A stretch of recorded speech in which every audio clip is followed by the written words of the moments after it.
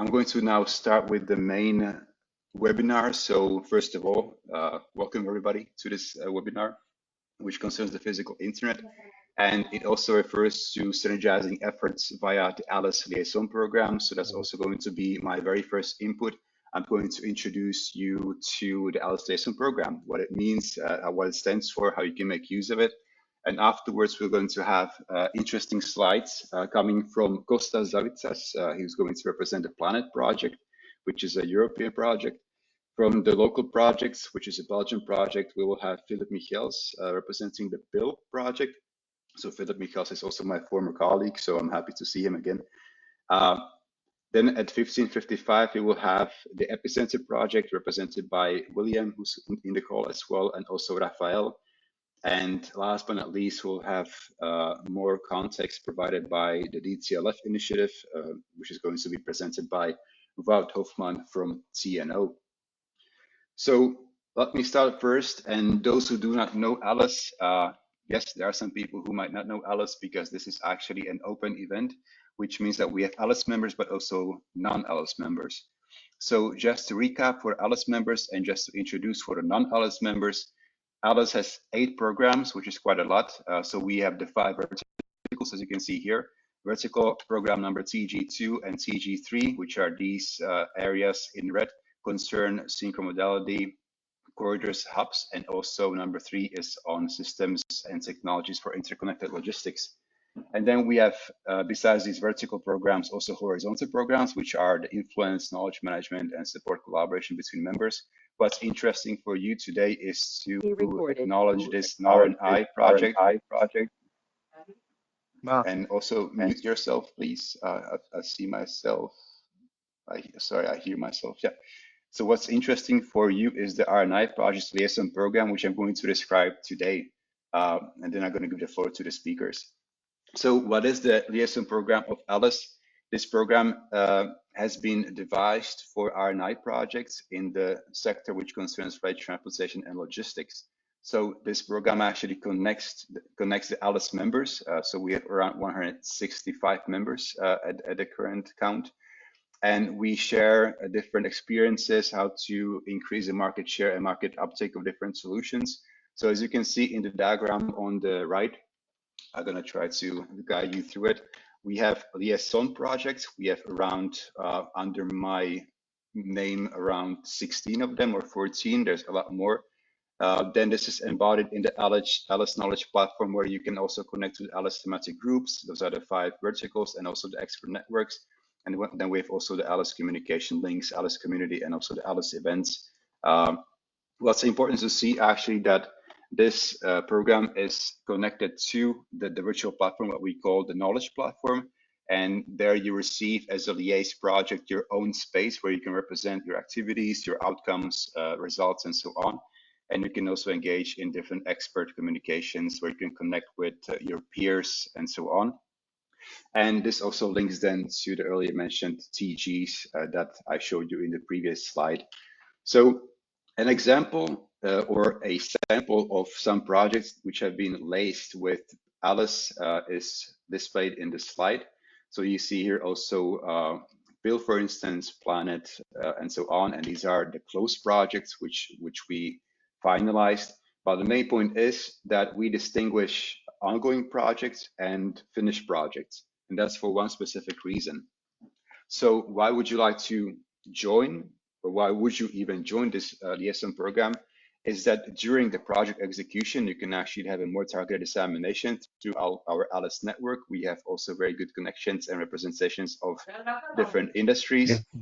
Then you can also engage in experts and different interactions where you can assess user needs, validate your studies, and so on, but also organizing joint events with ALICE, participating or linking that to conferences. So for instance, we have been to the CRA.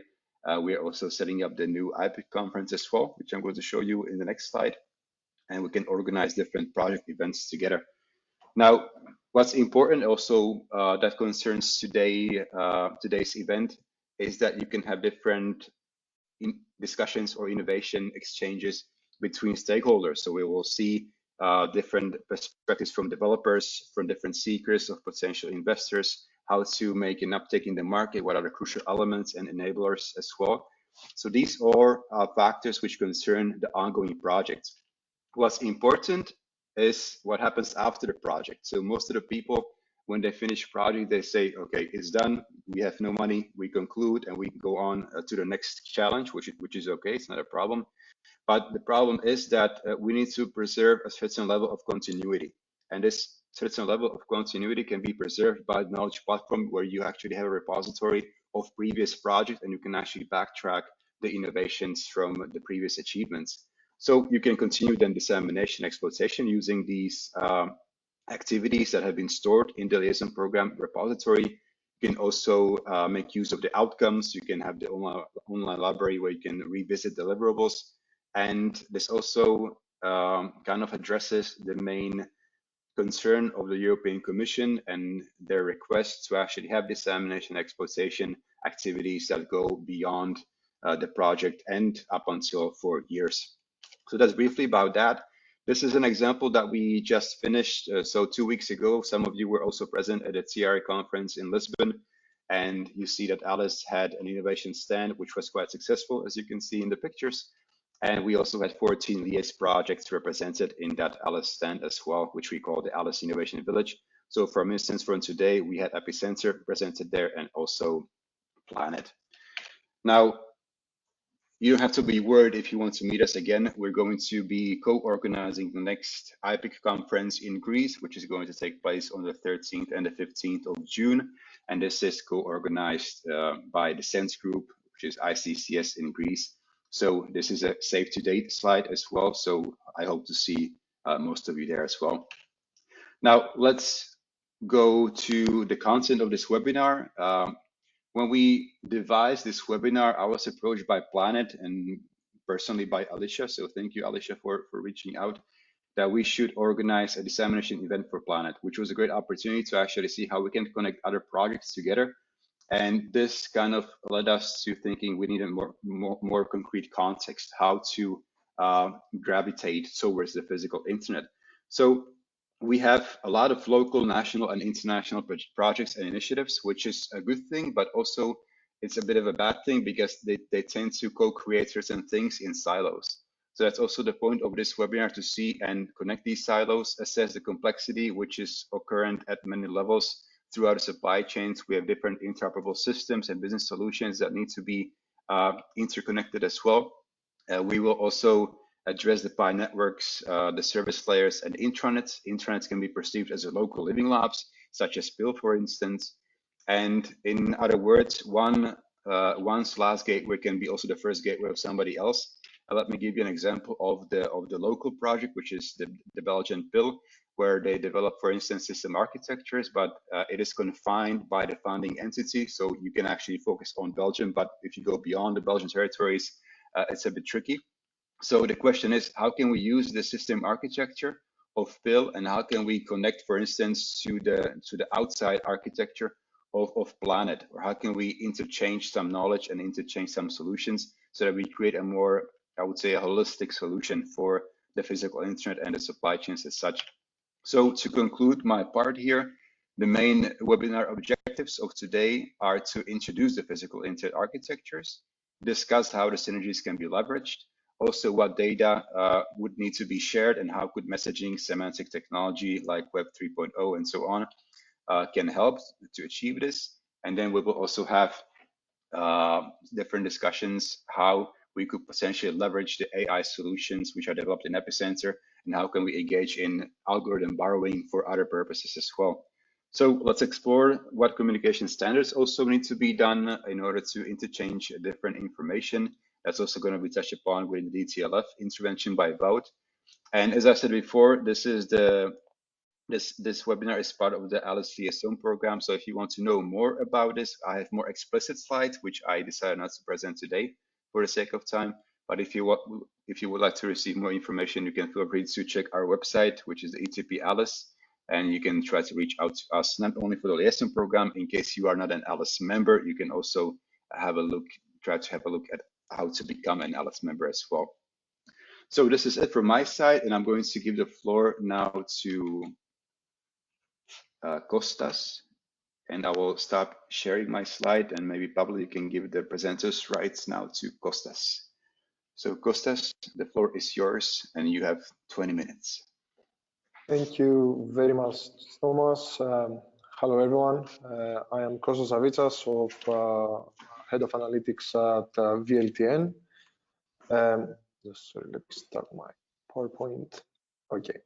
I hope you can see my screen without any issues. And I wanted to introduce today Planet project and talk a little bit about the fundamental PI concepts, the features, and the protocols that are required. So I assume that most are familiar with the inefficiencies associated to the transport and logistics and the supply chain today. So we are talking about a large number of empty runs and empty kilometers for freight transport, low utilization of the more efficient modes such as river and rail transport, contribution to greenhouse gases, but also limited supply chain visibility. So again, this is something that limits how much we can optimize the supply chain in multiple steps. And how the physical internet is different, we are inheriting in essence the principles of the digital internet, and we're trying to achieve higher consolidation and efficiency in our supply chain. The four core principles, again, I'm just going to try to dust through them, are first of all, the principle of openness. So make sure that all the warehouse infrastructure and the mobility are available for everyone to access. Multimodality, so the utilization of those more efficient modes and playing in essence each mode to its strengths. The continuous monitoring and the association to smart decision-making algorithms for routing and assignments and so on. And also the container modularization and the encapsulation, so the subdivision of the standard 20 to 40 foot containers that we are using today. Although there are still some questions, so operators typically ask about data integration, and there is also the question about collaboration willingness. So even if we solve the PI principles, we also need to address those more practical aspects of the problem.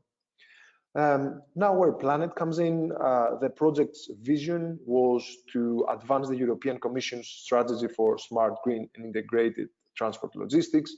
The main focus of the project was to deal with the geopolitical development. So, for example, the One Belt, One Road initiative and how that connects to the TEN-T network and the infrastructure the EU has been developing and investing on for multiple years. So figure out how this interconnection between intercontinental corridors, not just the China-Europe trade, but also other to North and Southern America and Africa and so on.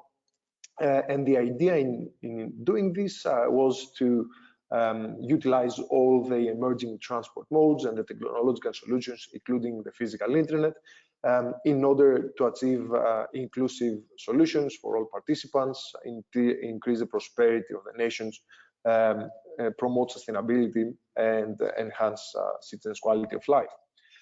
The solution that was proposed through Planet, we call this the realization of this vision EGTN, so Integrated Green EU Global Transport and Logistics Network. The idea is that this is a geo-economics aware network, and it also embeds all the relevant innovations, so be optimization ready, for example.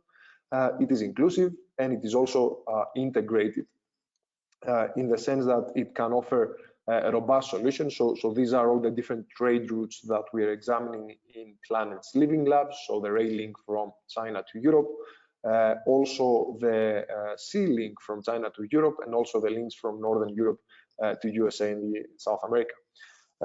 So we are looking, in essence, to build, to utilize simulation capability to make a robust network and resilient network, and therefore inform our roadmap and capacity building exercises. Planet doesn't just try to do the strategic or operational level. It looks at both. So it tries to progress the implementation of the physical internet on the one side, dealing with operational solutions, and at the same time, it tries to figure out how this can be analyzed at a more strategic level, macro level, and inform more strategic decisions, and inclusion policies. Now, to analyze the problem that was set up in Planet, we had to define some generic use cases. So we broke the entire supply chain into various pieces. So we started from the intercontinental corridor integration. So here you can see an example for the seaside. One of the partners in the project is Costco, but it's not just the seaside. As I said earlier, we are also looking into rail connections from Asia to Europe. So in essence, we are trying to figure out how those intercontinental corridors link with the current transport network, and what type of decisions there are in this network, and how the link, let's say, works, and how we can make it more efficient. Then this moves to the land side. So there we usually have what we call points of entry. So these can be large multimodal terminals or large ports, such as the ones in Rotterdam and Antwerp, for example. And again, we were trying to look at various types of decisions that we have to deal with in order to handle the inflow of cargoes, and how these can then be moved into hinterland transport, which is the next stage of the analysis. So here we have the warehousing, the transport to the hinterland, and the storing. And then the final stage is urban delivery. Now, as part of planning, we've been developing various tools and solutions that are addressing those types of questions. Today, I'm not going to focus on everything. I will try to cover some selection, let's say, of those solutions. So I will focus on the ones that you can see that are shaded here. So the handling of multiple stakeholders, the intercontinental synchromodality choices, and prediction and planning capability in the hinterland, and also a little bit of collaboration in the last mile. So starting from the first aspect, again, we fairly early realized that there are multiple stakeholders associated in the decisions in all the stages that we were trying to analyze, but in particular in the intercontinental corridors to the point of entry and hinterland transport. So we started by trying to analyze the performance of the network in terms of multiple stakeholders and criteria weights using the MAMCA methodology, and Tomas will only know more than myself on that. We tried to do was we tried to populate criteria weights. So this is an example for the hinterland transport criteria weights for 3 stakeholders, so warehouse operators, hinterland transport providers, and consumers. And eventually, then we try to, I mean, it doesn't need to be just this flow model that you see here, but we rank various links and their significance, and then depending on these criteria, we can assess, let's say, different situations per stakeholder, considering the weighted criteria. We used this methodology in order to make strategic decisions in the prioritization of infrastructure investments, and we've also used it in analyzing the disruption potential for links and nodes in the network. We've also used the MAMCA principles for operational collaboration filtering, but I will talk about that later on. Then the second model that I wanted to briefly touch upon was that links, let's say, the intercontinental corridors to the points of entry in the hinterland transport. So as I said earlier, we have those rail links here, or we have the vessel routes that typically go to multiple ports in Southern Europe or Northern Europe. So what we thought was we can figure out what type of decisions each operator is asked. And one of the problems that we identified was that, for example, avoiding congestion at the port of entry, if this is a port, or eventually just understanding what the hinterland transport options are for moving the cargo to their final destination. So eventually we set up a model which deals with mixed energy linear optimization, and that model eventually takes into consideration the congestion and the queues at various ports, and also the hinterland transport options available to a destination for the entire cargo on the vessel or on the train.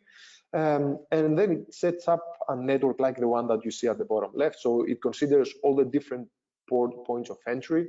And we also thought that this might be some sort of point of entry cluster. So again, in the future, when analyzing future investments, for example, it might be that not all these three nodes need to be exactly identical and directly competitive, but one could have more infrastructure for dry cargo, for example, or container cargo, and so on. So again, this also has implications at the tactical and strategic levels.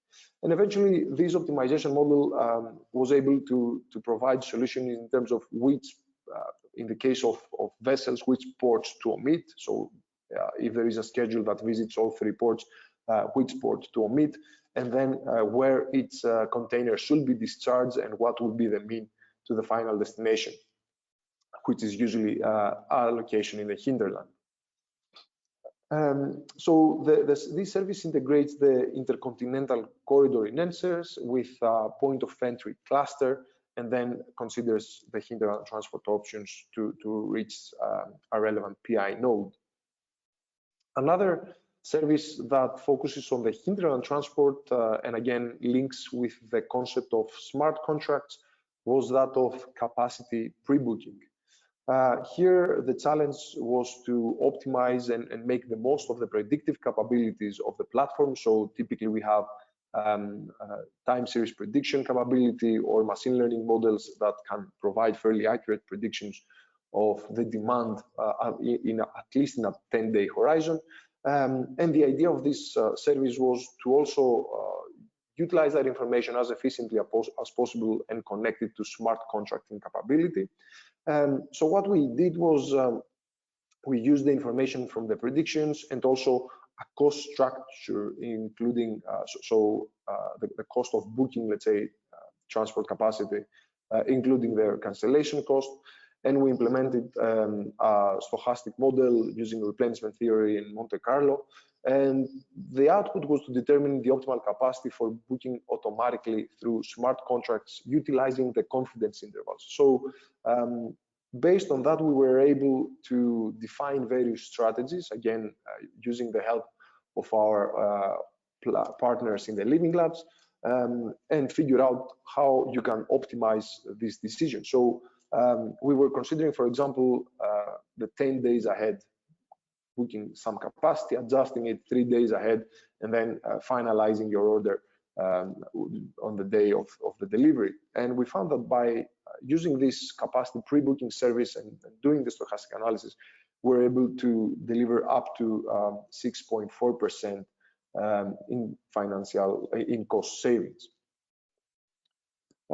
Moving now to the last mile, another aspect that we were trying to analyze was that of reshuffling and dynamically addressing the uncertainty that arises in urban distribution. So typically operators have some sort of tracking capability of the progress of their deliveries. The drivers do their own thing, of course, but eventually they either have early delivery rounds or delivery rounds that are running late. So what we tried to do through the GTN platform was to automate the process. So identify, for example, the rounds that are running late, also identify the candidate rounds for helping the late running vehicle and identify the optimal one.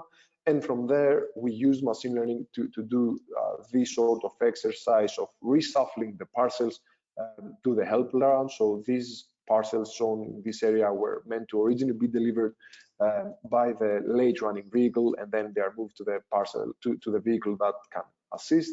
And again, then that requires redesigning, finding a meeting point and redesigning the delivery route as well. So again, that was integrated in the solution.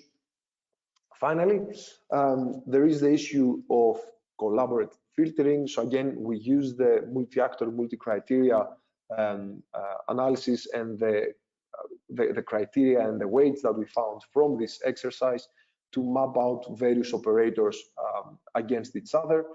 So in this case, we are not really talking about multiple stakeholders, but just multiple operators that we are mapping in this radar graph here. And the idea of doing this collaborative filtering is to eventually have each operator redefine which kind of other operators you will be willing to collaborate with. So for example, if you have an operator, a large-scale operator like DHL or UPS and so on, then you might not want to collaborate with direct competitors, and you might want to, for example, figure out which are the cargo bike operators in the specific area. So again, you can therefore adjust the various criteria that you see here to figure out the more sustainable operators and enable collaboration only with those. Again, the idea of that was to automate the whole process of collaboration. Again, the whole system can be based on feedback and rating capabilities. And finally, this can also be integrated with auctioning systems that can operate in the physical internet, in the nodes in particular. So once you have all that information, and this is again something that we are trying to integrate into our service, then again, all that can be informing routing and assignment decisions in the physical internet context. So overall, these are a few of the solutions that we've been developing in Planet and we've been trying to implement. Of course, the project is not limited to just that. There is also the issue of standardizing the whole physical internet process and creating protocols out of it. And again, this connects to some previous work that we did with as part of the ICONET project and the development of sequence diagram to address the unique physical internet use case offerings. So, for example, you have, due to the monitoring, to the much more detailed monitoring, you have much more visibility in the SLA violations. So again, this is a feature that is unique to the physical internet and needs to be addressed. And also we had to connect all this work and capability with the development of standardized protocols for routing, consolidation of nodes, and so on. And again, significant parameters for the success of the physical internet is certainly the participation of various operators, so this is essential. But also we need to have some level of versatility, because frequently, unlike the digital internet, for example, we are talking about connecting systems to legacy systems that the operators are already running. And sometimes that is also in contradiction with the efficiency. So again, the more constraints you have, sometimes the less efficient you can be. So the question that arises is how, on the one side, we can standardize the process of the physical internet, we keep the versatility as open as possible for enabling high participation and respecting operators' needs, and at the same time integrate as much as possible of the smart functionality that can be integrated in the physical internet context and the protocols.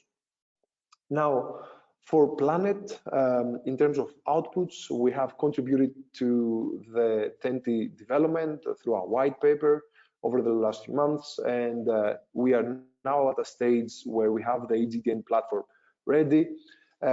We have integrated multiple of the solutions together to address specific operator problems. So, for example, as I was mentioning earlier, the demand forecasting capability for specific routes integrates with the booking capacity and the smart contracts capability, the parcel reshuffling with the routing optimization in the last mile, but also in the intercontinental corridor, we have capabilities for processing data, analyzing them, setting up the origin destination matrix and collecting the information for the hinterland transport availability, and eventually running the DSS solutions for optimal routing.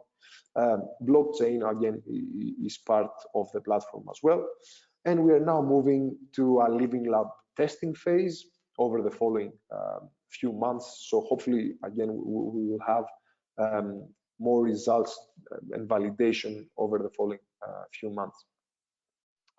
That was all from me. I know I tried to rush through a few things. Thank you for listening. Thank you, Kostas. You're nicely on time, which is very much appreciated. I see already some questions, actually 2 questions in the chat box. So maybe Kostas, you can take it up with Rod in the chat box. If your questions have been really resolved, we can still discuss it in the Q&A big part at the end. So Rod, you are Rod actually, not Rob. So Rod, hold your horses. We can discuss it together at the end of I think around 16:35. But feel free to engage in discussion already directly in the chat box with Kostas, please. Yeah, so we can now shift to the next speaker, and the next speaker is Michiels from imec, who's going to talk about data sharing in the physical internet. So Philip, the floor is yours. The PIL project is a project run with the support of the VIL, the Flemish Institute for Logistics, in collaboration with between imec and the VUB. And this is our wonderful team. We are, yes, okay. I don't need to explain what the challenges are with logistics. There's plenty of issues to tackle, problems to handle, challenges to meet. And these are a few of the typical ones. The thing is that we are always confronted with bottlenecks. And so, of course, as Kostas just explained, what you really want to do is to make better use of the infrastructure that's present, or if not, try to figure out what changes you have to make to infrastructure in order to solve some of these capacity issues.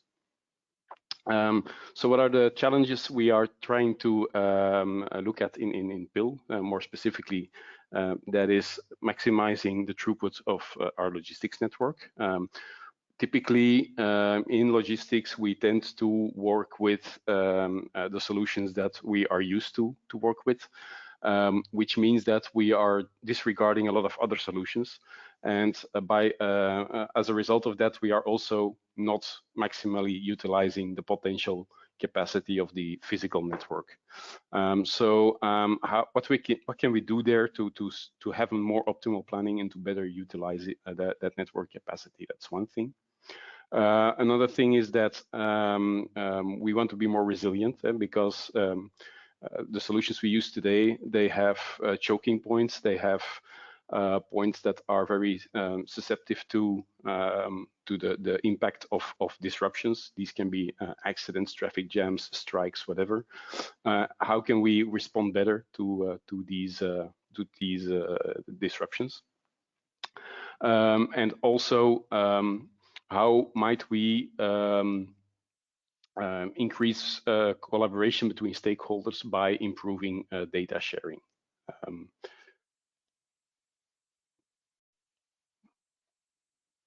All right, next slide. What we are focusing on with our project is most of the things that are in the 2025 to 2030 range here on this roadmap to the physical internet, as put forward by the European Commission.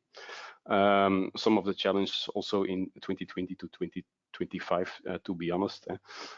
So that's the actual implementation of the solutions that we are proposing is still quite a while away.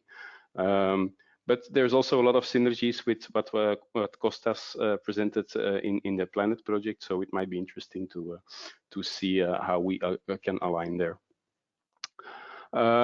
So what's the promise of the physical internet, or PI for short? It's basically a next generation vision on efficient, resilient, and sustainable logistics based on interconnectivity and data sharing. And it is this interconnectivity and data sharing that we are focusing the most on. As Kostas explained, it's inspired by how the internet works. And in the internet, if you send an email to some person, then you're not really worried about how that email will eventually reach its destination, because that's what the internet is taking care of for you. It's even the case that your internet is cut up in very small pieces, and some of these pieces might follow different routes before arriving at its destination. But all of that is being abstracted away, and you don't care about it basically when you're sending an email. And we want to do a similar thing for sending goods over the network of roads and railways and waterways and airways. We want to give the stakeholders, the logistics stakeholders, the possibility of being able to route their goods across the network, making getting the most out of the capacity of that network, and so also considering other than the classical options that they use today. So routing across the network is basically the inspiration for the physical internet. And this touches upon the same things that Kostas mentioned, so I'm repeating a lot of things here. We want synchro modality, we want to have better communication, preferably real-time communication, but also insight in historical data. We want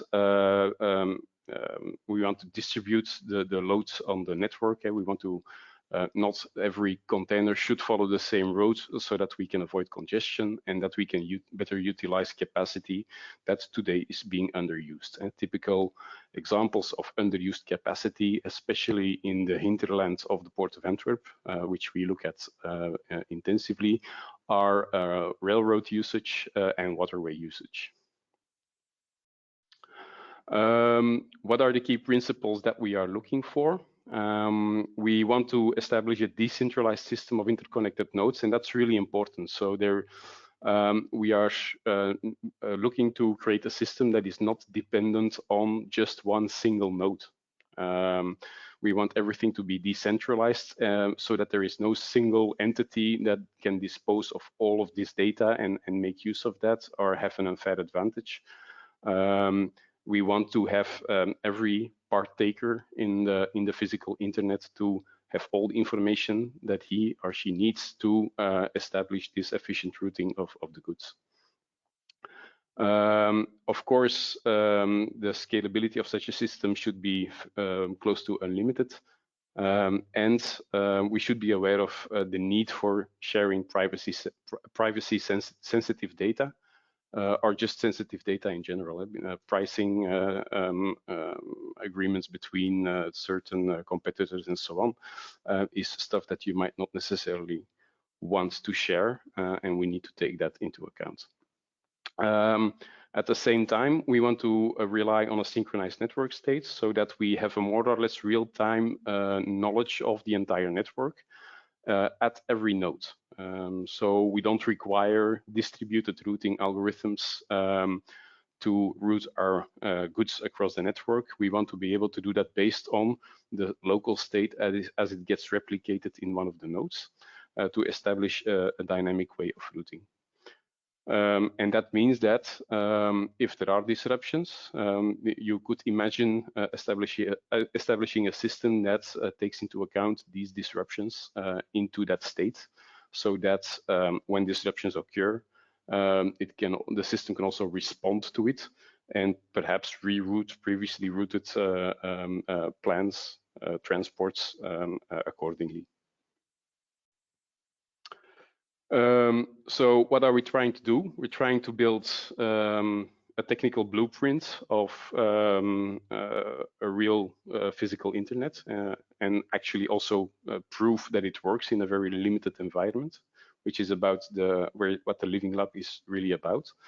At the same time, and that's also what you see here in the animation, we are setting up a simulation model, an agent-based model, which allows us to simulate a network so that some of the assumptions that we are making can be tested in a virtual environment using more stakeholders or more nodes in the network, if you want, which is of course also quite important. So the first blueprint that we are building is basically exists in 3 parts. We have a data model. We have a piece of software, which is the Pi client that's supposed to synchronize the network locally. And then, of course, we have the network itself across which we will be routing, which is also each network node will have its own Pi client. For the data model, we have based ourselves upon the DCSA standard because we are aiming at maximal interoperability. We have noticed that there are still some gaps, so there's going to be an effort to see how we can align with DSCSA and other standards maximally, and maybe fill in some of these gaps there. So that's ongoing work. Next to that, we have the network of PI clients. So you have to imagine the logistics network as a network of nodes. This can be the yard of a trucking company. This can be a warehouse. It can be a terminal. Basically anything where something logistics services is going on, and where some logistics capabilities as defined by the physical internet academic work are being offered. These capabilities are published across that network using these federated pipelines, these distributed pipelines, which are interconnected according to the principle of a peer-to-peer system. And where all of this network information is synchronized between these nodes and used for routing across the network. This touches upon data spaces, since a lot of this decentralized network requires ingredients from data spaces. I'm not going to go into too much detail here, but essentially there's going to be a need for government, there's going to be a need for standards, there's going to be all kinds of components and application providers, and these are the typical ingredients of a data space. So as per design, we are also establishing in some way a data space or something that fits at least in the context of in the concept of a data space. Aside from the actual clients and the tests, the proof of concept we will do with those clients, as I explained, we want to scale up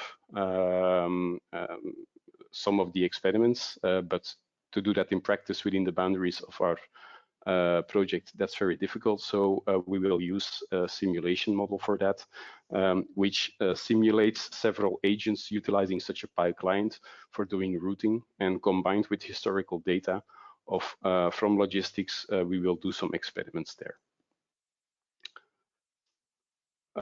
So this is basically the scope of PIL as it stands now. We have the blueprint for the first physical internet, the technical blueprints, what is required in terms of components to have such a distributed network of PI clients that are interoperable, and what are the promises there. We could also use it beyond routing for data exchange in the context of different logistics processes based on standards, of course, but also most importantly, there is also going to be a technical validation by actually doing some routing and executing some transports using that technology for planning at the same time. And later on, of course, based on the experiences and the insights we gathered, we hope to build an MVP and a first real-life application of the physical internet in subsequent steps. So the first step is the validation of the PIL solution, and we will do that in two forms. Like I explained, we will use the simulation model to validate a few what-if scenarios. These what-if scenarios are about simulating disruptions, about adding capacity to existing connections, about adding infrastructure into the network and see what the impact would be on the overall load of the network if we apply this principle on a large scale. And next to that, we are building an actual application, a planning application, which uses these standards and a backend interface that can also be integrated with other logistics software to plan routes using the physical internet. And we will deploy a few of these software components in with actual logistics providers, logistics service providers and shippers, so they can actually use it to do all of the PIL planning and also execute the transport in real life. A warm call for people that are interested in the project to reach out to us, especially if you think that you can help us in either test our software, or if you can help us directly or indirectly in finding logistics flows that we can use to test our concept. So I rushed through it because the time was very limited. There is much more to tell, and I have a lot of additional slides in this slideshow that I will not get to, that will actually show how the software works and how the routing algorithm works and the data exchange. But for now, I will stick to this. You can use the extra slides afterwards. They will be shared to get more insight, or you can reach out to us if you have more questions. Excellent. Thank you very much, Philip. So also a warm invite to take part in the Physical Internet Living Lab if you're interested. Feel free to reach out to our imec colleagues. Also, if you do not have the emails, try to drop me an email and I will try to connect you to them as well. So Philip also touched upon a lot of interesting things also about the DCSA standards. So I'm curious what Wout will have to say during the DTLF talk. But before we go to Wout, we are actually going to address the Epicenter project, and that concerns machine learning and AI. We also addressed models and multi-agent systems in Phil now, also models in the Planet project. So I'm interested to see what is being presented and done in the Epicenter project. So William and Rafael, the floor is yours. And yeah, we see your slides. You can proceed. So thank you very much, everyone. My name is William Guerrero. I'm head of the IT department, IT and Process Optimization department at the School of Engineering at Universidad de La Sabana in Colombia. And for this presentation of the Epicenter project, I'm joined by Dr. Rafael Tordecilla. So we're going to split the presentation. So in the Epicenter project, what we aim to do is to find or create disruptive technologies for supply chain design under the physical internet paradigm. Epicenter stands for Enhanced Physical Internet Compatible Earth-Friendly Freight Transportation Answer. Just quick information about this project. It's a project funded by the European Commission. It's a project that started on June the 1st in 2020. The leader of the project is the Port of Antwerp in Belgium. And we have 36 partners in 3 continents. Universidad de La Sabana, where I come from, is from Latin America. Next slide, please. So this is just a quick map of the partners of the project. You can see in this slide companies, universities all over the globe. Next slide, please. So the objective of this project is to create an interoperable cloud-based ecosystem of user-friendly, extensive artificial intelligence-based logistics software solutions and supported methodologies. So here we are trying to make solutions that are agile, innovative, sustainable, resilient, and powered by actors' collaboration. So we shared some common interest with the previous presenters. In our project, we will speed up the physical internet in the worldwide. We are working with developing countries. So in Latin America, for example, we have been working with Brazil, for example, ports in Brazil and Chile. And we want to reduce fuel usage and corresponding emissions. We want to have a greener modes of transportation, and we want to reduce the distance for long movements. And we want to ensure a smoother profile of arrivals at ports and reduce congestions also and waiting times. Next, please. For our project, we are using the definition by Travemeyer for the physical internet. I guess this has been discussed by our previous presenters, so I think we can move on. The foundations that we are using for our project is that the physical internet tries to increase efficiency and sustainability, universal interconnectivity, encapsulation, standard smart interfaces, standard coordination protocols, logistics web enablers, uh, open global logistics systems, and innovation-driven physical internet. So for this project, we have 6 work packages. My institution is working on work package 1, which is the vision and requirements for the physical internet, the artificial intelligence and optimization solutions, and in communication, exploitation, and dissemination. So we will discuss this part of the project in this short time of my presentation. So for the first work package, what we did before was to scan the scientific literature on the technologies and game-changing devices and technologies and for supply chain that the physical internet could use to be real. So this is a literature review paper that we published this year in IEEE Access. It's an open access paper. You can download that.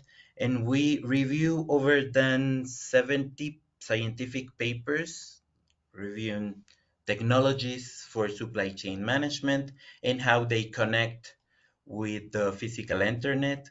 With this paper, what we do is we present, next slide please, we present a conceptual framework summarizing the relationship between relevant disruptive technologies and the topics of physical internet and the supply chain activities, key activities. We present a framework that is useful for researchers and practitioners to identify which technologies have the most potential to be invested and to use companies to use these technologies and implement it and support strategic decision making. I want to present in the next slide what we do, a quick review of the framework. So we identified 8 disruptive technologies. These are the columns in this table and the main topics for the physical internet. So we can see that the most used technologies in the scientific literatures are based on data exchange in cooperative models and implementing legal frameworks for the physical internet and also some business models. We can also see some gaps. For example, in the scientific literature, there are some, but there's still a gap on blockchains and on unmanned, on autonomous vehicles. Sorry. Next slide. Okay. So for work package number 3, so we have 2 parts.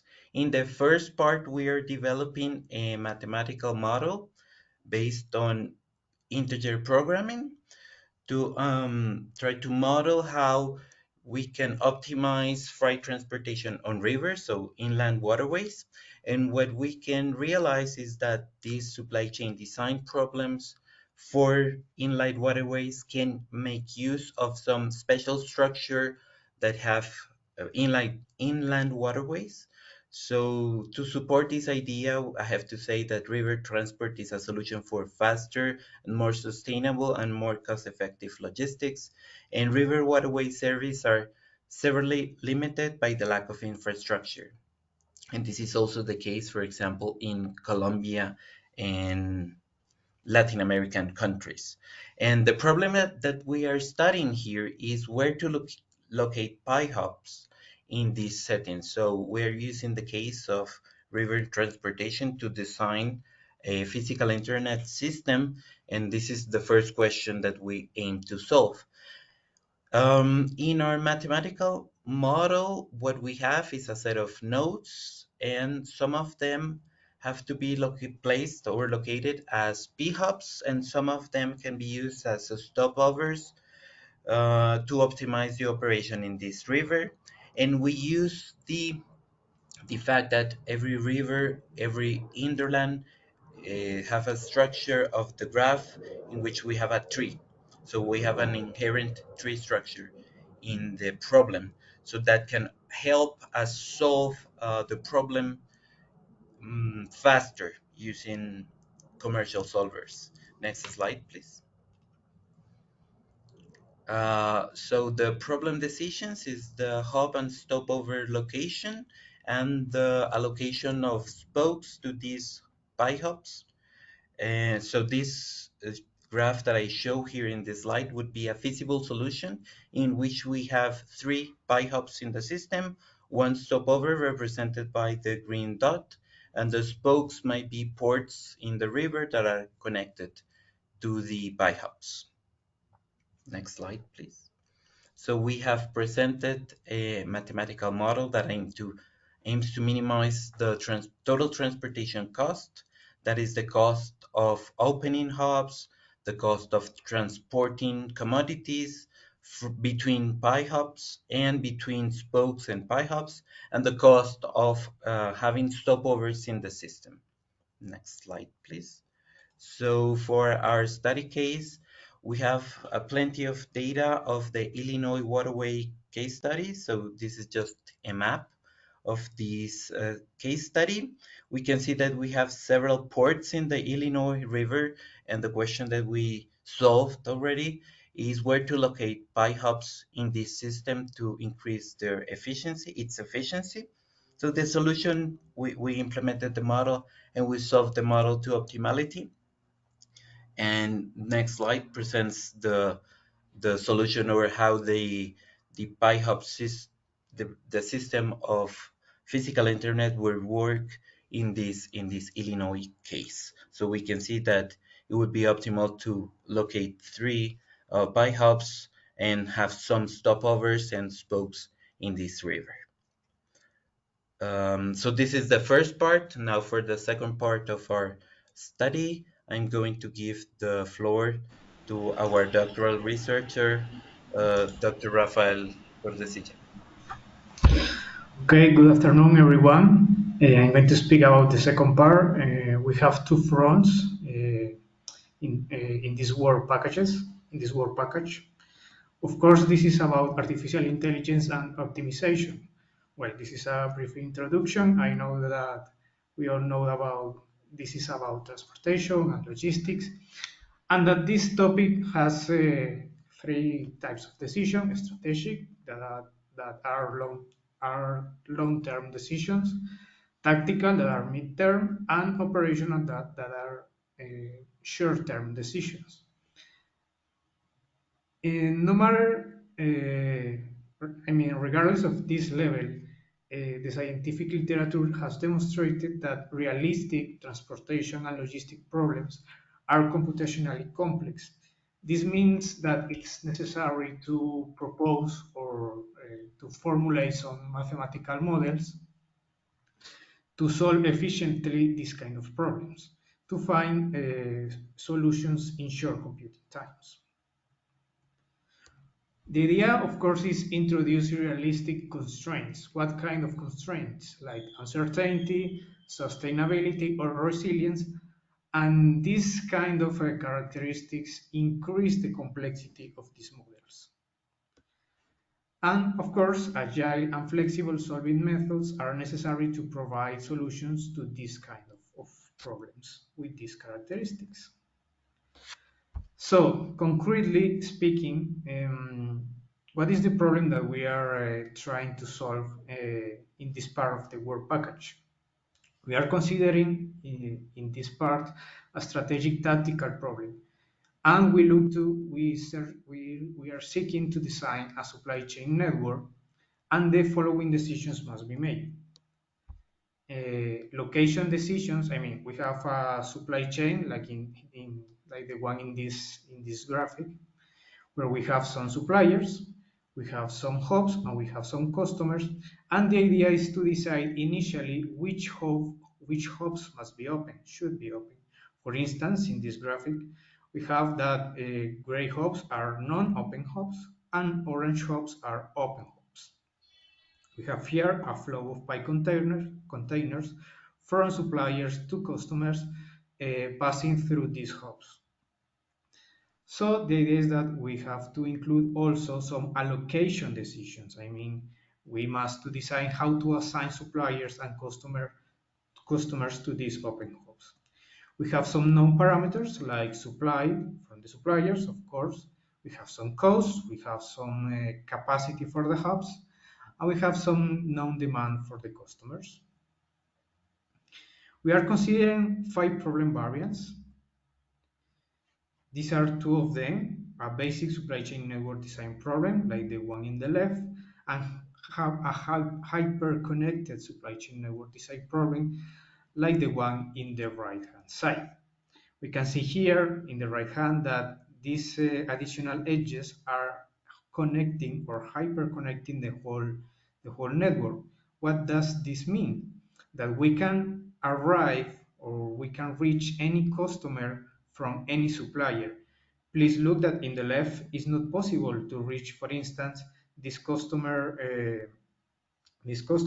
from this supplier because there is not a connection, there is not a path, but this is possible in the right example. We have also some other problem variants. For instance, we are considering multiple actors in this model.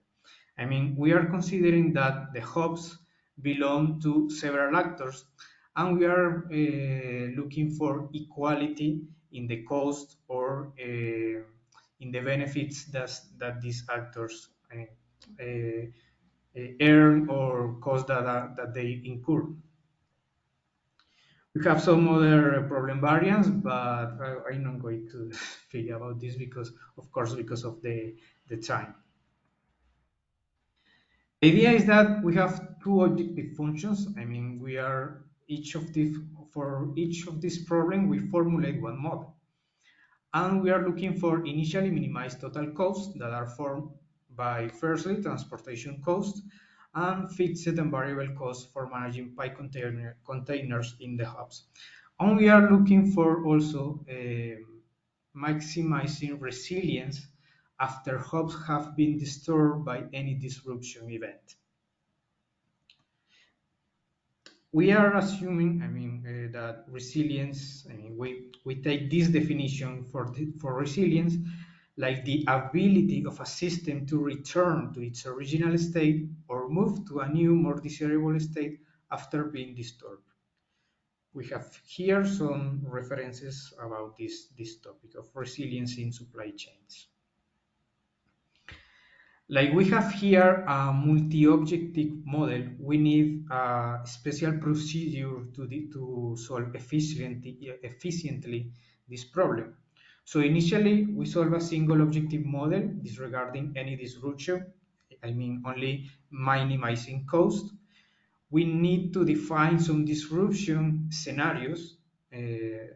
We are considering that only hubs are disrupted in this model. We solve a single objective model maximizing the resilience objective, and then this obtained resilience is added like a constraint to a model that we solve again, minimizing the cost objective. Following this procedure, we guarantee that we, at the same time that minimize cost, we maximize the resilience. Of course, we have a lot of results. These are only a few of them. We can see here 4 of the 5 problem variants that we are considering.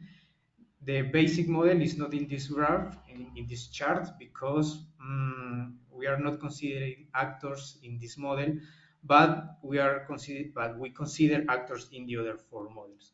So what we can see here, since we are considering 2 actors in our models, instances with 2 actors, of course, when we solve these models, we have an actor with a maximum cost and an actor with a minimum cost. So if we don't consider the actors, if we only minimize the overall cost, we can see that we have a high difference between the cost of both actors. But in this other model, when we minimize the maximum cost of all actors, we can see that the equality in cost between these actors is increased. And in these other box plots, we are measuring some resilience, okay, and we can see the difference in resilience between the different 5 models. We can see here that when we consider hyperconnection, the average resilience increase a little bit, and this red line is measuring the standard deviation, which means that when we consider hyperconnection, the risk that face the supply chain decreases. Okay, some conclusions. Firstly, obviously, mathematical modeling offers a set of highly useful tools to design supply chain with complex characteristics like multiple KPIs, costs or resilience, or characteristics that make more complex these models, such as hyperconnection or multiple actors. We have demonstrated that when minimizing the maximal cost incurred by the different actors managing the hubs, equality among them increases, equality in terms of costs. And although hyperconnection increases design cost, resilience grows as well. In the same way, hyperconnection decreases the risk faced by supply chains. Okay, finally, some future work. Firstly, we are planning to design some heuristic and meta-heuristic methods to solve large-sized instances. Considering explicitly the uncertainty in the studied problems, and in this case, it's useful to use simulation optimization methods and sim heuristics to solve efficiently this type of problems. And finally, we are planning to include sustainability because of its relevance in the physical internet context. So we can introduce this concept of sustainability as an additional objective to optimize, and in this case, environmental and social KPIs become relevant. Okay, some web pages, and thanks for your attention. Okay, thank you very much, William and Rafael. Very interesting, a bit more scientific, but we can maybe discuss how this can be actually integrated in higher system architectures, because sometimes you do have models, you do have optimization methods which are computational, analytical, and so on. The question is, how can we actually leverage those? So it'll be a very good point to discussion to see how companies can tap into them and how they can connect with their systems to such solutions. And we are nicely on time, so I'm going to give the floor now to Wout Hofman, who's going to introduce the DTLF initiative and have a small call for action, because there are also some elements which are very interesting, which are coming from DTLF, but most or some people are not so aware. So Wout is going to raise the awareness. And Wout, I'm going to give the floor to you, and we see your slides as well. So let me introduce myself first. I'm Wout Hofman, Senior Scientist with TNO in the area of data ecosystems, as we call it. And I'm talking here on behalf of DG Move.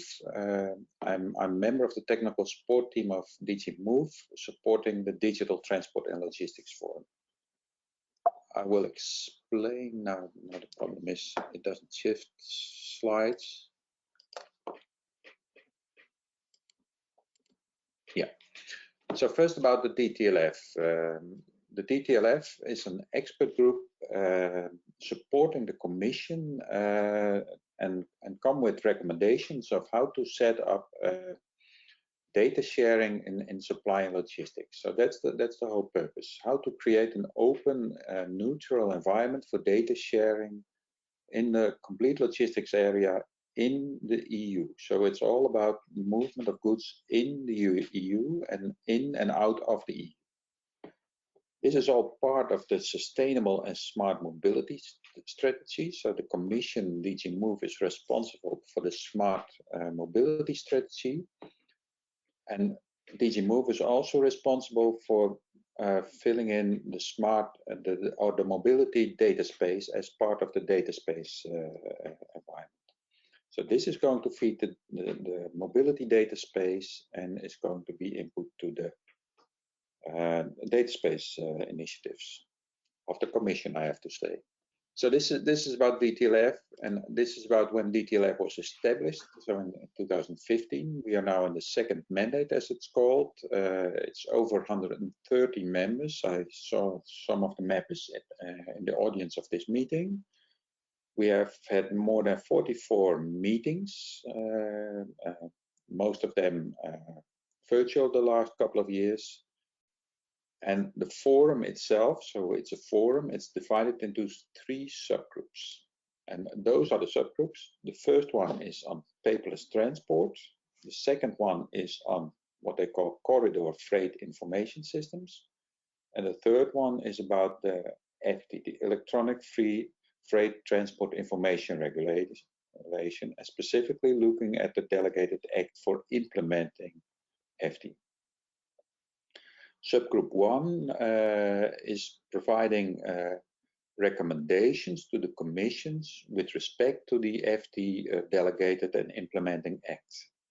So they are supporting the FT initiative. And subgroup 2 is looking more broadly at how to create this open and neutral data sharing environment. Now, what you see on the right is the population of the DTLF. So there is 83 organizations, a number of member states, other public entities. There are platforms included, and so on and so forth. So it's quite a broad delegation of companies and organizations, associations, and member states that are involved in data sharing in supply and logistics. Now, the challenge that we have is we are looking at a fragmented infrastructure. So we are looking at from different mode perspectives. So it's road, rail, aviation, inland waterways, maritime. We are looking at from the perspective of governance. There are different government bodies involved, public institutions, private operators, and we have to deal with different technology solutions. We still have paper, but there are client-server models. We have implemented EDI for the last 30 years. People are moving into APIs. I've heard about blockchain already in this in this webinar, and we are looking at what is called the semantic web. So we have to deal with multimodal, multi-governance, multi-tech. And it's like in the middle, what you see in the middle, it's like what has been done in the past. We create a lot of wires and we're lost in the wires. So how can we deal with this fragmentation? The approach has been, that's on the middle, to create 3 teams addressing the problem, and these 3 teams are staffed by experts and representatives from all the member states across Europe.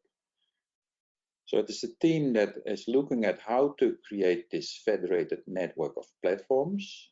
I will explain later on. How to make this trusted, safe, and secure, and there's governance included. How to plug into this network as individual organization. So it's really about similar to the internet. You have a network and you can plug into the network.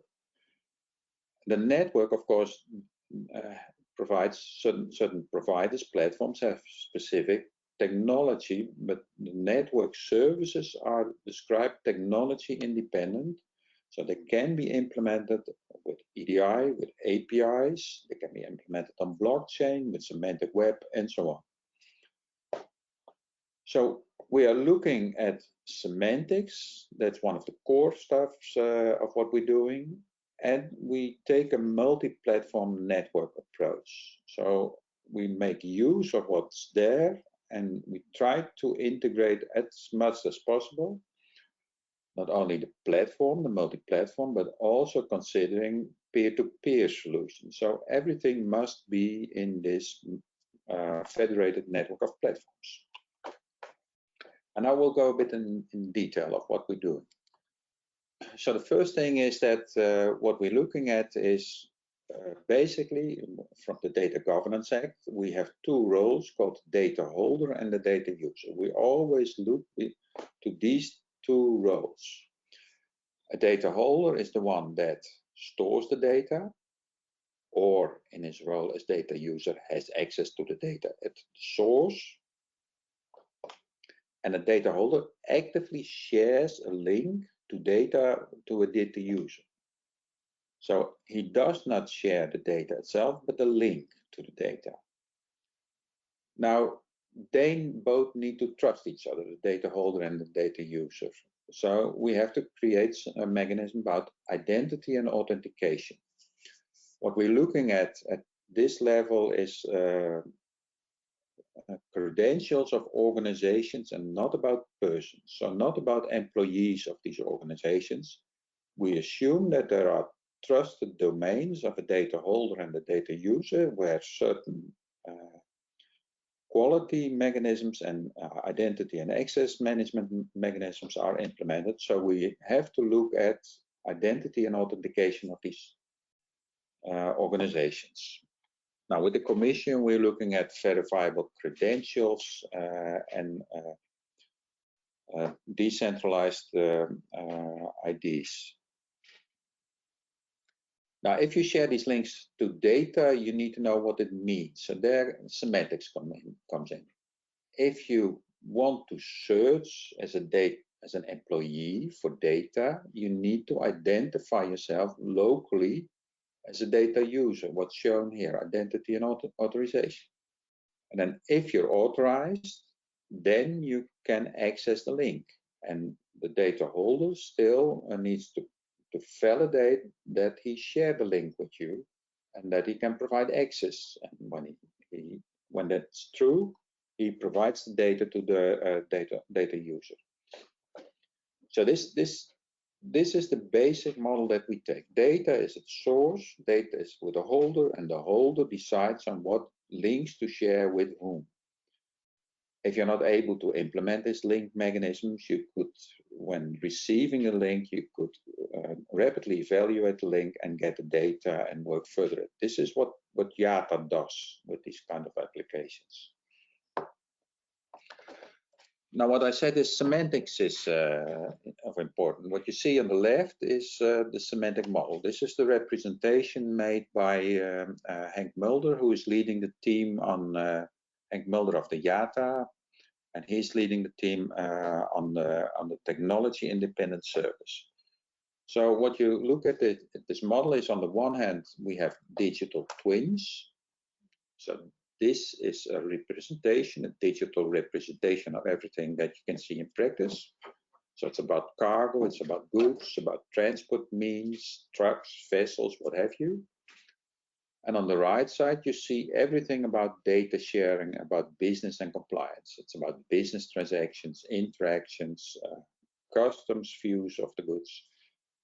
And these concepts which you see on the outer circle are all can be related to each other. So data can be related via the event structure. Now, in its pure form, you could say these are not digital twins, these are digital shadows. They are a digital representation. But that's about words and purity. If you look at pure, it's not event, it's a bit misused. It's about associating digital twins to business concepts or to each other. Now, how can we apply this model? It can be used for data transformation. So you can use it to read data in any standard, triplify the data, so make it triples according to this model, and then provide outputs. So it's what we call the semantic adapter. Secondly, you could formulate your data requirements. There was a reference to the DCSA as an example. They operate in in container transport by sea, maritime container transport, they are an industry association, and they could use the model to formulate data requirements with respect to, for instance, the bill of lading. They have already a bill of lading model, but they could do it like this. We have chats with Cefic, the chemical industry, that would like to take this approach. So you could do it at the level of a community, at the level of your supply chain. So large shippers or consignors can take this and say, this is how I'm organizing my supply chain. You could do it at the level of an industry association. You can formulate your data requirements, your interactions, your bookings, orders, your business document data sets like the bill of lading, what have you. And you can also use it, that last aspect, to formulate your own data requirements. So to formulate what your capabilities are in terms of logistics and what data is required. Simply, you could say, I'm a carrier, so I do transport of only containers on the Rhine corridor. So that's an example of how you can express your own capabilities, but then you also can express your goals as a customer. What do you need of this model? Now, and going a bit further, so this is an example showing event structures. This is what we're working on in the electronic freight transport information regulation, where you say it starts with a trip. You have border crossing events, you have load and discharge events. Basically, in the model, everything has a software generated ID, a UUID. And besides UUIDs, you can have user relevant IDs like a trip number or a location code or a license plate of a truck. And that's what you basically see for all these digital twins and locations and so forth.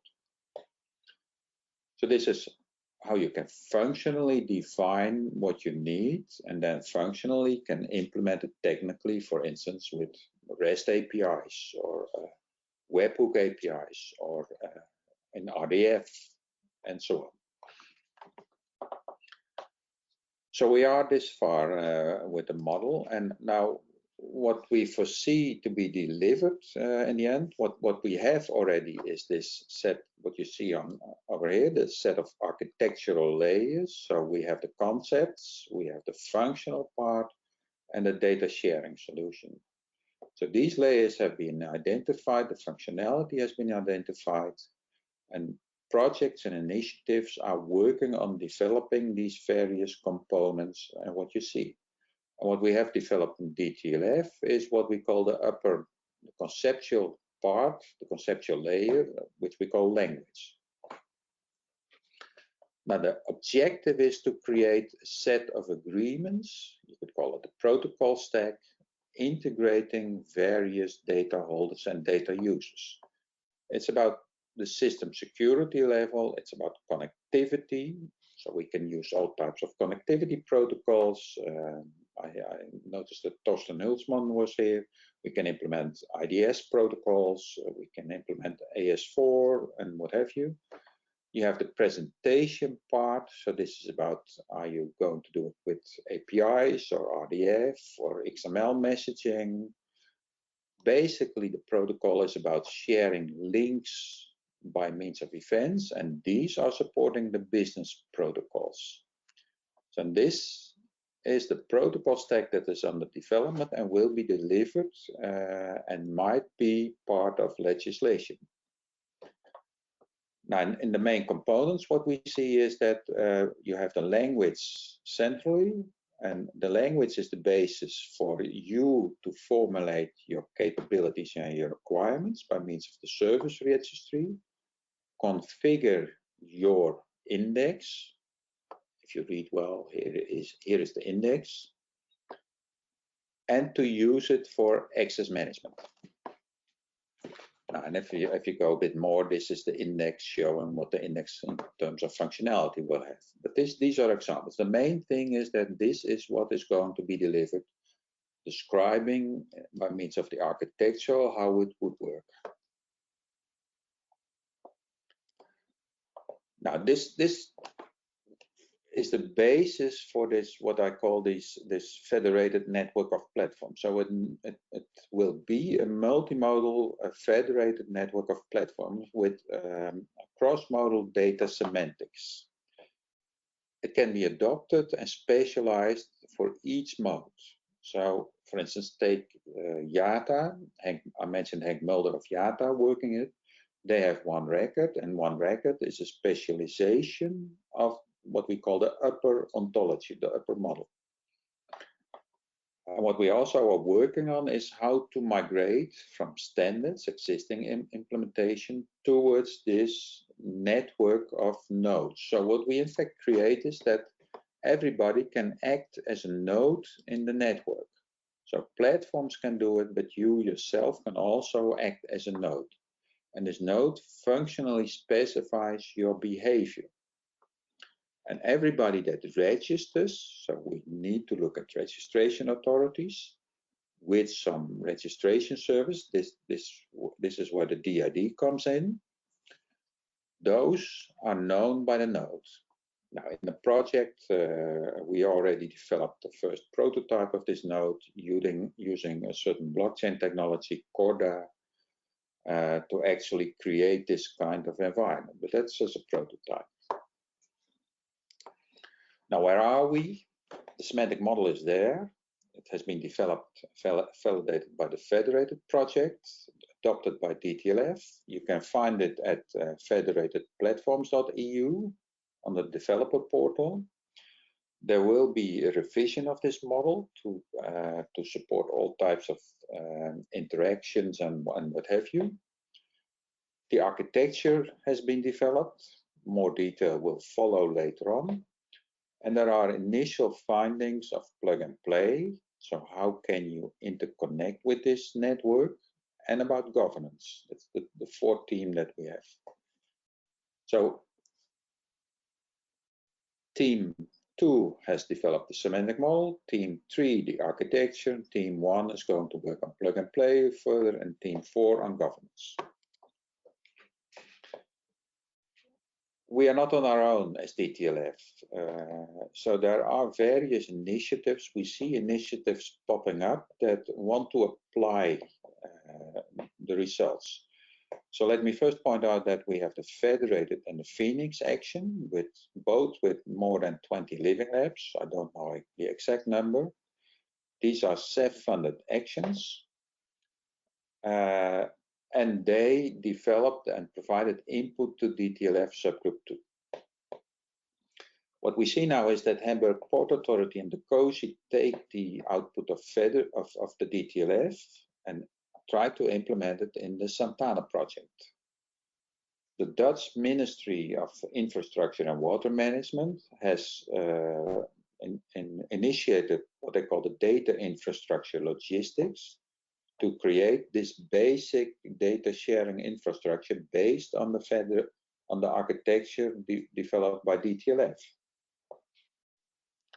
What we hope is that the Nexus project in Portugal will pick up this DTLF approach, and then also integrate with what we call the Simple Living Lab in Spain that is taking place as part of Federated.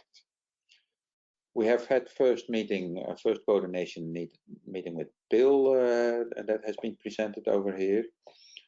The model is applied by the Rotterdam Port Authority in the H2020 Green Deal MEC pipe project. And we apply the model in the data pipe, which is about circular economy and digital product passports. Maybe there are others that we're not aware of. So we still have questions. So lots of people are already taking up this approach, and next steps for the Commission are to complete these specifications, to provide implementation guidelines, and to have a focus in the third mandate on the adoption and implementation. Now, I presented only part of what is available. There is much more available, but that will be provided via the various projects and initiatives. And what we see now is that we urgently need adoption of these concepts and governance to be installed to assure that all these initiatives don't diverge but converge to the same approach. Now the call of action is who is willing to act as a first mover. And then if you are a first mover, what would you require as support? In 2023, the Commission will also is thinking about setting up a legal framework. This will take years, but they have to initiate it. And then in 2024, the complete process will start. So I'm reasonably in time. Thank you for your attention. And I don't know if there are questions. You can take Thank you. Thank you very much, Wout. If you can unshare your slides so we can all see each other. Okay, thank you very much to all the speakers. I think we've had already some questions in the chat box. Maybe we can just jump to the first speaker so that we have a certain order. But I see that Kostas has already answered the question. Well, I don't know, do you have any further questions that you would like to address to Kostas, or is it clear to you? No, I think Kostas has answered my questions. The big thing, obviously, I think running through all of the presentations is the uptake and how the commercial entities will participate and whether or not they are going to become involved. And when I say commercial entities, I'm particularly focusing on the majors because they are such an influencer in the industry. But just one comment. We've seen a lot of peer-to-peer things that are sort of the concept of the Web 3.0 language that you see today being discussed. We need to understand that Web 3.0 and peer-to-peer is not the internet. The internet is not peer-to-peer. So all of these concepts sit on top of the internet, not changing the internet unless, of course, a new internet is designed. So we need to keep that in mind because I think we can run into mental conflict when we start to think of one thing and then apply it incorrectly in another setting.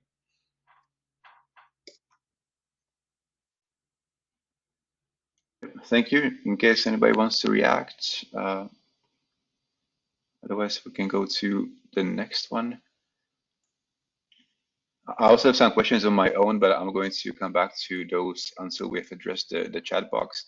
I see a question from Xavier about the EU ETS. Maybe you can elaborate further on that because I'm not sure who should address that question, Xavier. Who is this meant for, the question? Was it for the second speaker or the third speaker? If you're still in the call. Hello. So yes, it was for the second speaker, I think, but in fact it's general. It's a general question that maybe could be addressed by the other speakers. But the thing is, if the new models that you are generating or considering in the link, the costs of the externalities, external costs of transport, and in this case for vessels that are calling in European ports, the EU, the new taxation of the European trading system. Yep. Thank you, Xavier. Anyone? The modeling people, I suppose that's actually addressed to them.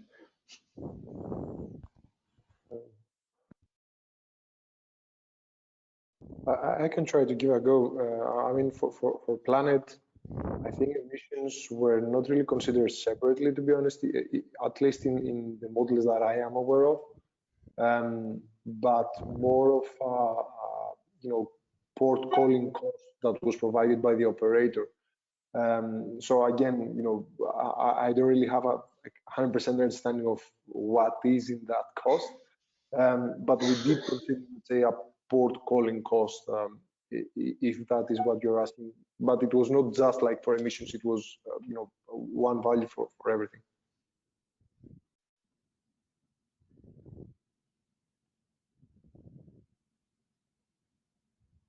Anybody else from the other ones? If I speak for PIL, then we do have a cost-based approach, but it's more from the point of view of the shipper. So we assume that this port calling cost is amortized or part of the total shipping cost in that model, where other factors contribute. So it's not really a factor there, but you could say that our approach is more bottom-up, where the Planet approach is more top-down. So they're quite complementary. I don't know how they fit together. Somehow I think that we could benefit from each other there, but okay, something to discuss. Yep, indeed. Anybody else? Because I attended, actually I moderated an interesting session at the TRA, where one speaker presented measurement system, so a telematics device which can be actually mounted on drones, and he flew over the ships and the vessels, and they actually measured that the emission, I would say, tipping points or the thresholds exceed actually the legal limits. So I think this is a big concern of the future, because also if we devise models and if we apply them now in a risk-free environment, but if we try to implement these models, they also need to take into account these kind of external effects, because there are going to be also certain legislations that are going to pop out. So also emission calculations will, or it's not very likely, but there are some discussions during the revision of the Combined Transportation Directive, how we could connect the EFTI, electronic freight transport information documentation, to emission calculations, and based on that, there could be potential incentives coming in or out. So this is something that should be considered, because the environmental dimension is going to be integrated in such decisions in the near future. So it was a very good question. Thank you, Xavier, for that. The next question I see there is from Mahnam. Mahnam, can you maybe elaborate further on your question, or should I just read it out for you?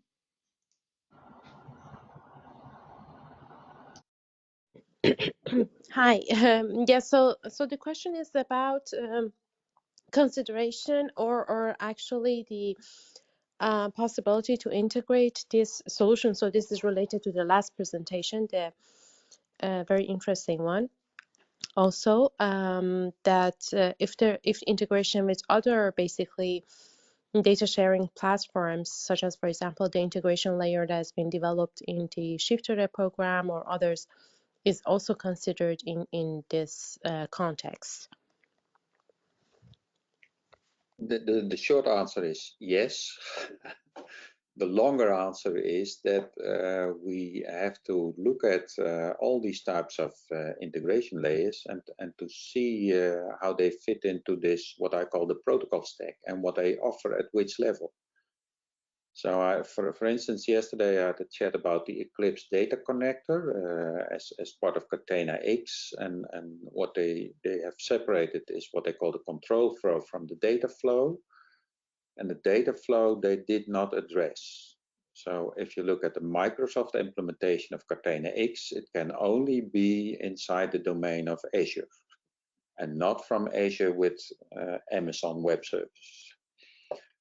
So we need to look at how this protocol stack can be implementing, taking these different approaches. You always need to address semantics.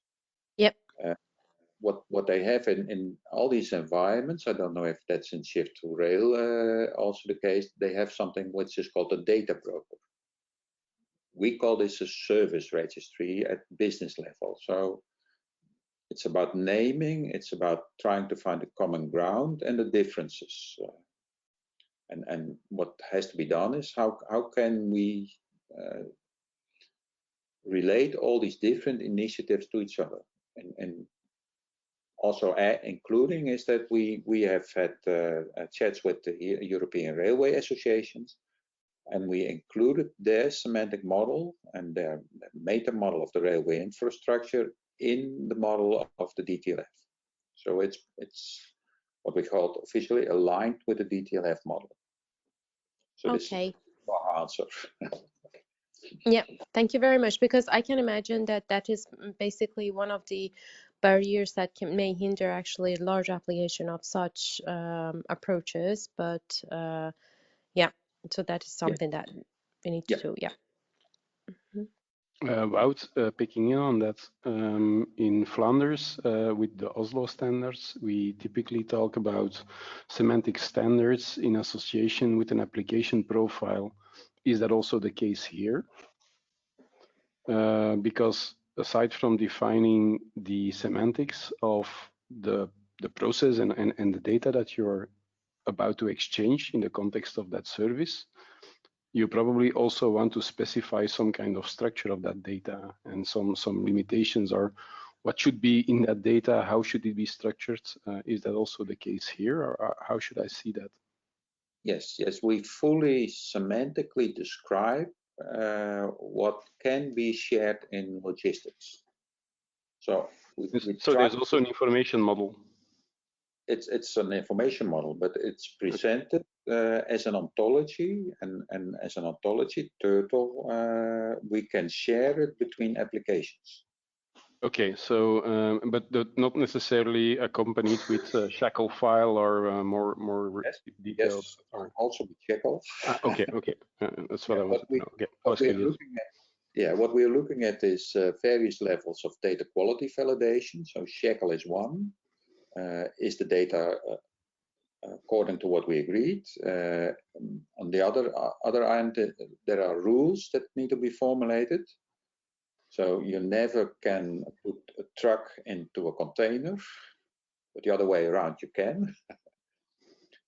And you have sort of process rules, so that say this sequence of events is allowed, and that's more complex.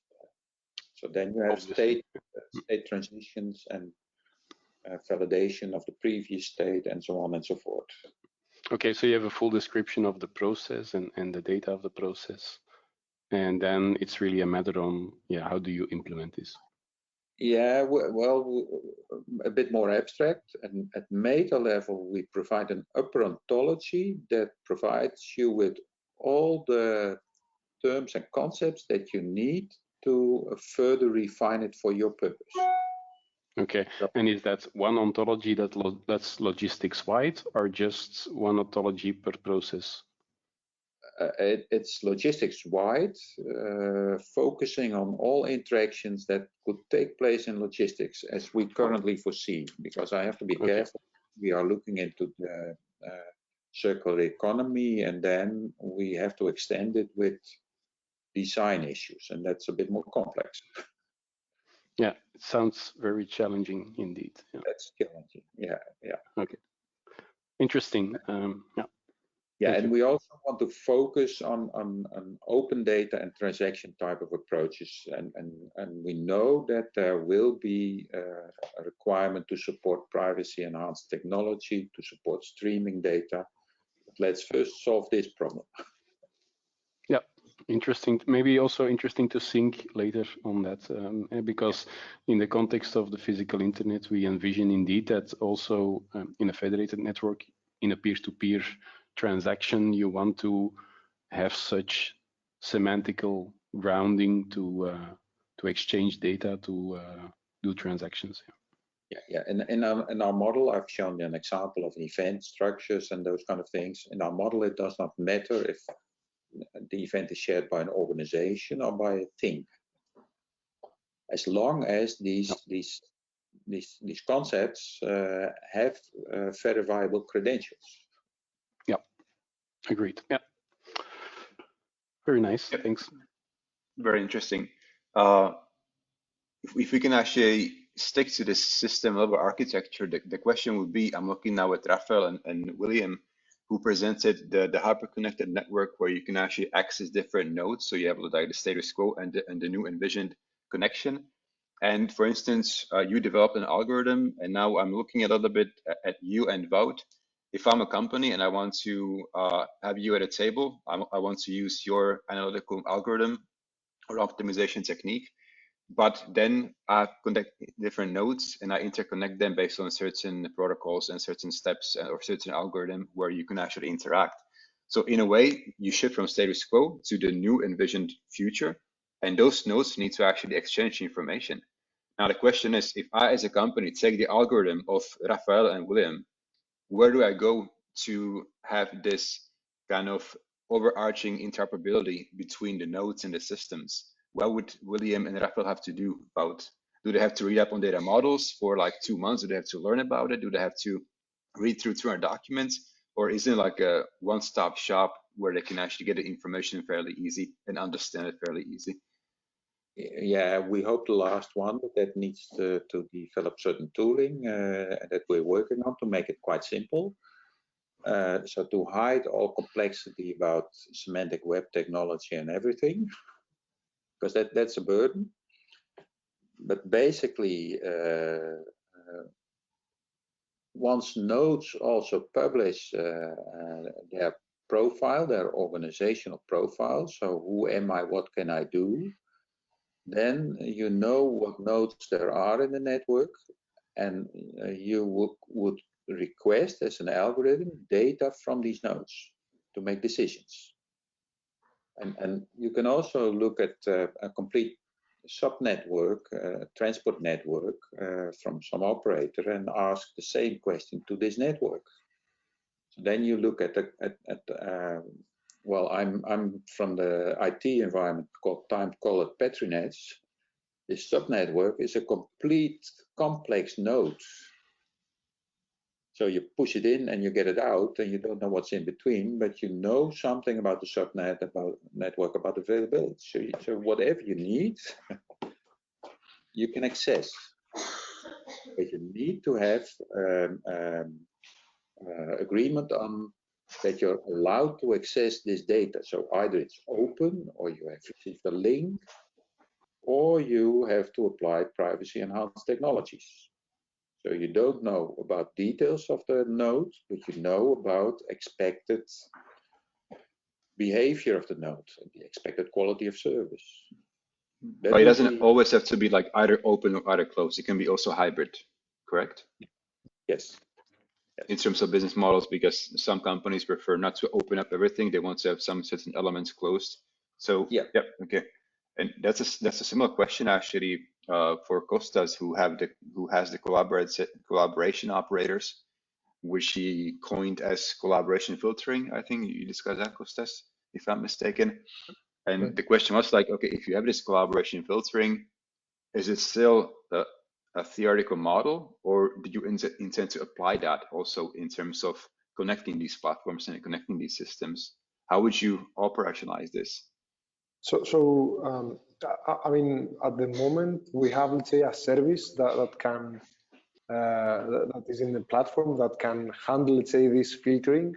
So in theory, then, but it has not been, let's say, it's not accessible to all operators using the EGTN platform of Planet. So at a theoretical level, though, whenever someone joins, he is able to define this criteria in the platform, and then all the decision making that happens within the platform takes that into account in identifying collaboration opportunities. So yeah, this is how it is operationalized at the moment. You could basically publish a model API with an API key, and you could integrate that potentially, or yes. So you mean for the filtering alone? Yeah, for sure. So having the operators criteria, I guess, and we haven't done it yet, but yeah, I mean, certainly it could be a feature in there. Yeah. So if we think about the holistic integration that we have, the AI algorithms of William and Rafael, if we have also the filtering solutions from Kostas, and we have the build specifications, which is actually quite a few things stemming from the system architectures to routing algorithms as well.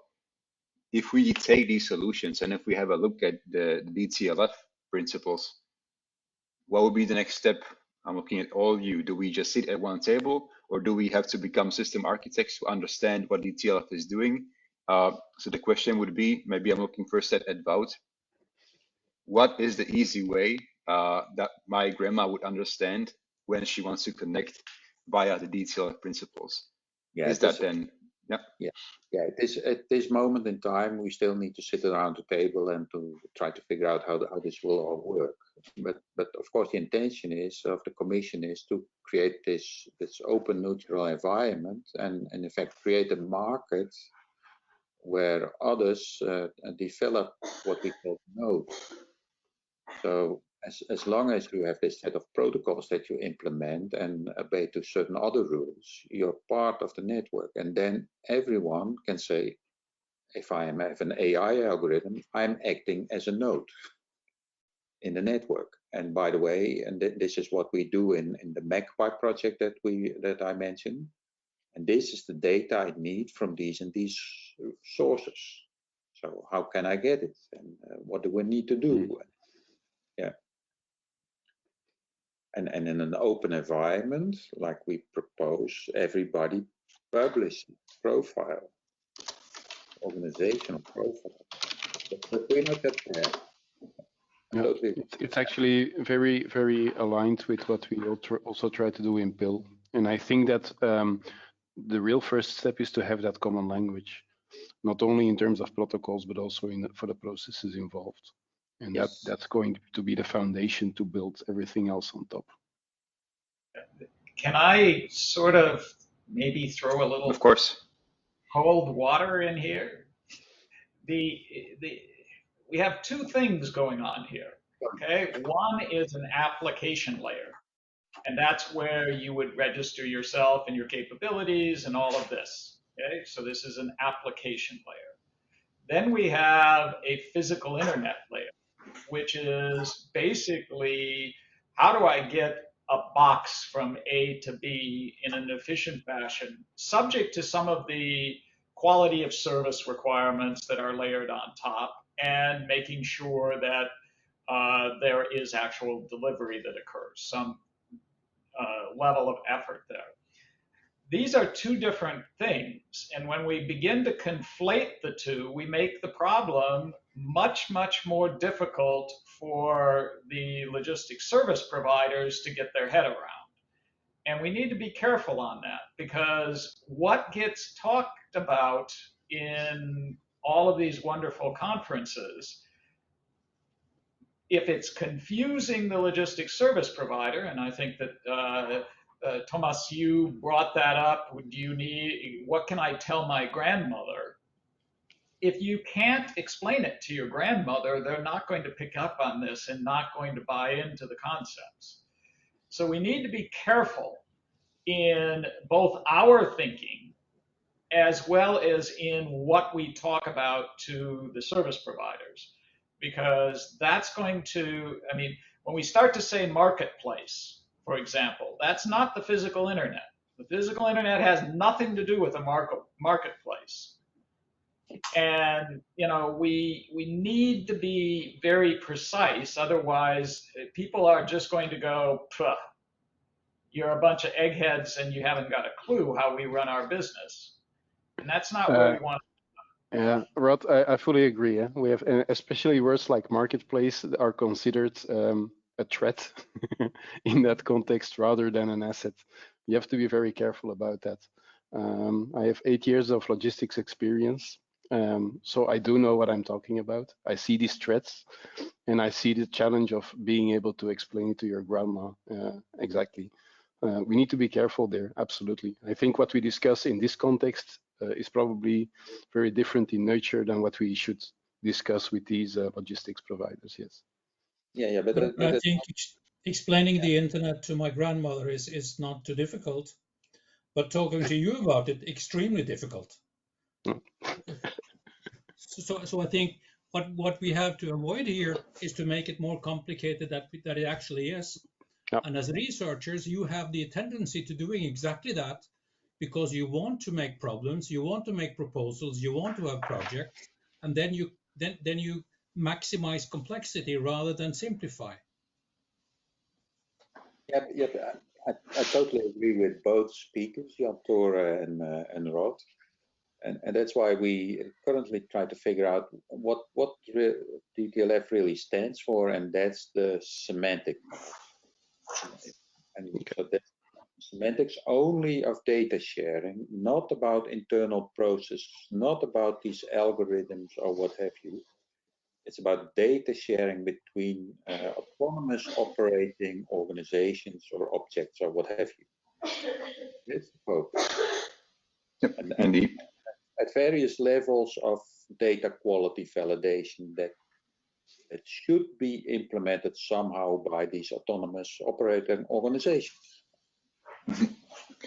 Maybe because we're already at the end of the webinar, maybe again, I would just point out, because we have kind of shifted towards data sharing quite a lot, and data spaces as well. Well, let's call it data sharing because there's actually more besides data spaces.